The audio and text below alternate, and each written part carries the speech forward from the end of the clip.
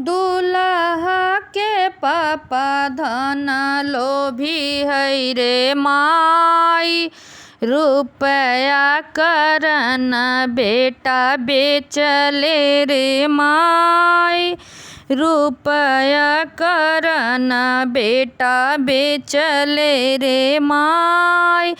दुल्हन के पापा धन सेठ हुए रे माई, गमछा बिछाई रुपया गिने ले रे माई, गमछा बिछाई रुपया गिने ले रे माई।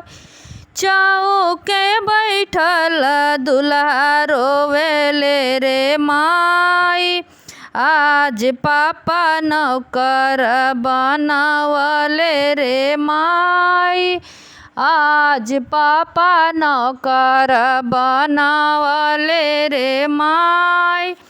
चौके बैठल दुल्हन से ले रे माई, आज पापा नौकर खरीदले रे माई, आज पापा नौकर खरीदले रे माई।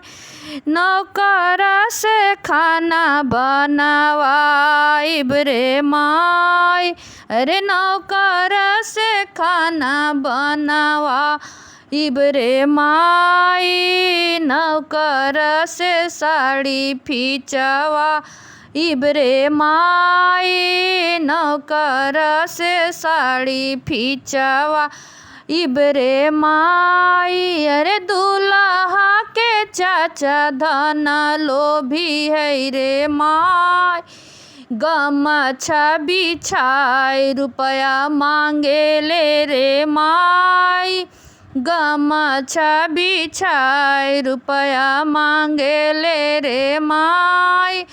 दुल्हन के चाचा दिलदार हुए रे माई, गमछा बिछाई रुपया देवे ले रे माई, गमछा बिछाई रुपया देवे ले रे माई।